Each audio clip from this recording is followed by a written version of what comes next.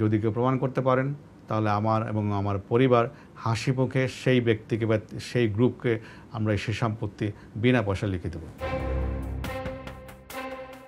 যায় দিন ভালো আসে দিন খারাপ, প্রবাদটি যেন পুলিশের সাবেক প্রভাবশালী কর্মকর্তা বেনজিরের জন্যই।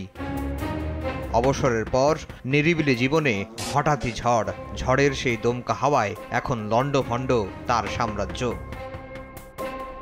বৃহস্পতিবার বেনজির আহমেদের সম্পত্তির ৮০টি দলিল জব্দের আদেশ দিয়েছেন আদালত, সঙ্গে ৩৩টি ব্যাংক হিসাব। এরই মধ্যে এসব সম্পত্তি জব্দের প্রক্রিয়া শুরু করেছে দুদক। এর দুদিন না যেতেই রোববার বেনজির আহমেদ ও তার স্ত্রী সন্তানদের ১১৯টি স্থাবর অস্থাবর সম্পত্তি ক্রোকের আদেশ এলো আদালত থেকে। এছাড়া রাজধানীর গুলশানের আলিশান ৪টি ফ্ল্যাট, শতভাগ এবং আংশিক মালিকানাধীন ২৩ কোম্পানির শেয়ার অবরুদ্ধ করার আদেশ দেওয়া হয়েছে।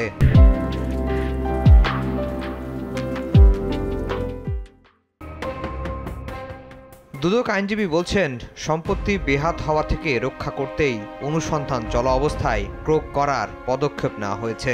ওনার গুলশানের ৪টা ফ্ল্যাট, সাভারের একটি জমি এবং মাদারীপুরের রাজৌরে ১১৪টি তফসিলের সম্পত্তি রয়েছে।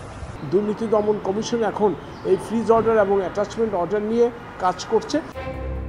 সাবেক আইজিপির আইনজীবী বলছেন, ব্যবসা পরিচালনা এবং পারিবারিক ব্যয় নির্বাহের জন্য ক্রোকের আদেশের বিরুদ্ধে আবেদন করা হবে।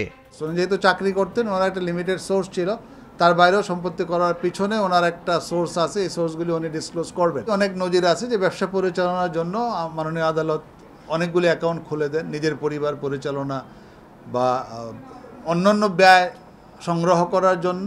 গত ১৮ এপ্রিল সাবেক পুলিশ মহাপরিদর্শক বেনজির আহমেদ ও তার পরিবারের বিরুদ্ধে অনুসন্ধান শুরু করে দুর্নীতি দমন কমিশন। আফজাল হোসেন, সময় সংবাদ, ঢাকা।